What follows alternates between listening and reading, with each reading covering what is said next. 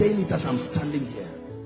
If the Lord asked me to stop ministry now, I stand by the God of heaven. I'm speaking. I know that they are recording this. I will never carry a mic again till Jesus comes. I love him more than ministry. I love him more than titles. Don't allow men clap you out of the will of God. You must sustain the grace and the hunger. Please hear me. I'm talking. This is not preaching. This is not. I'm speaking from the. Sometimes when we see people who God has dropped his hand upon them, sometimes we need to be open like this to say these things so you will get it. Don't let fame can be deceptive. People can clap their hands. When I was coming in, thank God for your wonderful protocol people. I saw everybody running around and some of you were holding cameras. I said,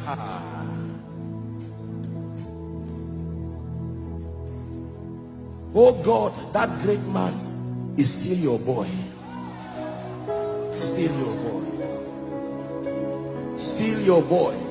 He's somebody's father, but he's still your boy. He's somebody's mentor, but he's still your boy. He's somebody's role model, but he's still your boy. He's somebody's hero, but he's still your boy. The day you graduate yourself from the school of the spirit and pride gives you an award for completion, that day you begin to die immediately, no matter who you are. The day your knees becomes too far from the ground, that is the day your crown will fall from your head. I tell you this. This is the mystery behind the destruction of the great.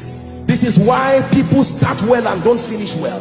It's not sin that destroys people. It's not just fornication that destroys people. It's not just all these demonic things. No, the mercy of God is still there. It's the rebellion of rejecting the secret place. That's where people die. That's where people stay and are destroyed. They clap you out of his presence and you cannot die.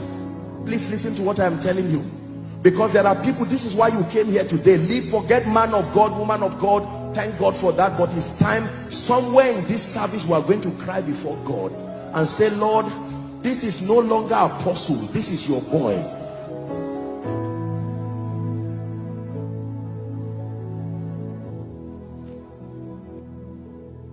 Are we together?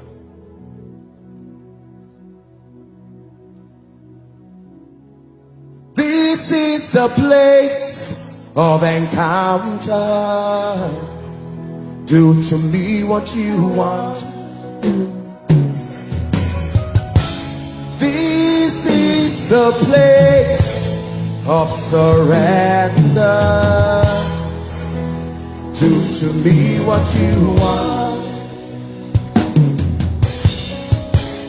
This is the place where my life is changed.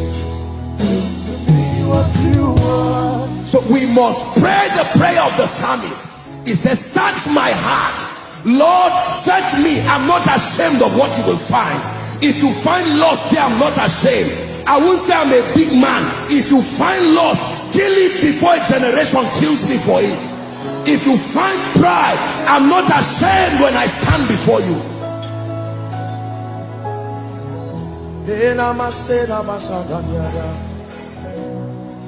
I know I'm a great musician, I know I'm a great man, but I come to you.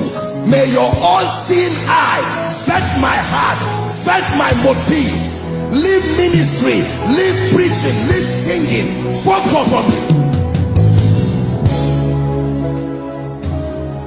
Listen,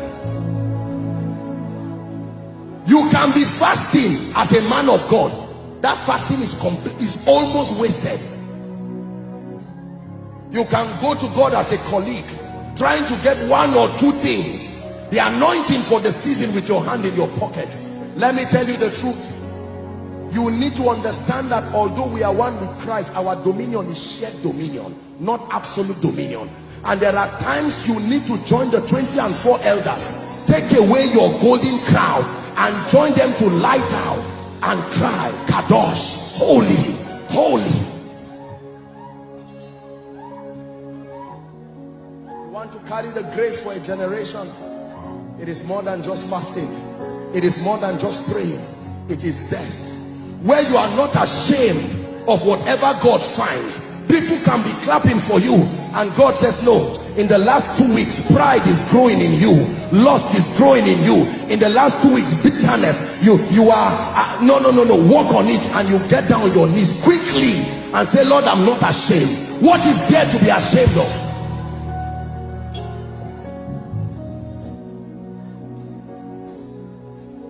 I beseech thee, brethren, by the mercies of God, that ye offer your bodies a living sacrifice. It was Apostle John who was teaching us in 1 John chapter 2. He started from verse 15 and he said, love not the world. Look up, please. Neither the things that are in the world. Love not the world. He's teaching us friendship with God. And he says, love not the world. He says, neither the things that are in the world. He says, if any man love the world, the love of the Father is not in him. That word is the word eros. Is an affinity that can distract your passion. The jealousy of God necessitates that he becomes the object of your passion, alone and at all times. Love not the world. The cosmos has a seduction to it. Money has a seduction to it. Fame has a seduction to it. Are we together? Every good thing has a seductive component to it. And it is only death that can immune you, especially in the generation that we live. Please hear what? Don't pretend you are not hearing me. Oh, this is the voice of God. If you want to last, if you want to stand strong, you must forget about some of this paraphernalia of ministry and be true with God and be true to God and say, help me. Don't let it, forget the ignorant. The people will talk about you and say things. Don't mind them, leave them. Do your business with God. Because when you are tried like that refiner's fire, then you will come out with a dimension of grace and glory that people will look and say, from whence cometh this? And God will say, this is what I can make out of men who die. See, let me tell you this. Please look up. There are 3 levels of anointings, and I think I should just digress a bit to share this. We'll find somewhere to pray. Number 1, there is the anointing that comes upon you as a believer. The Bible lets us know that there is an anointing that indwells a believer on account of his being grafted into Christ. Are we together now? Yes. Number 2, there is the anointing that comes upon you on account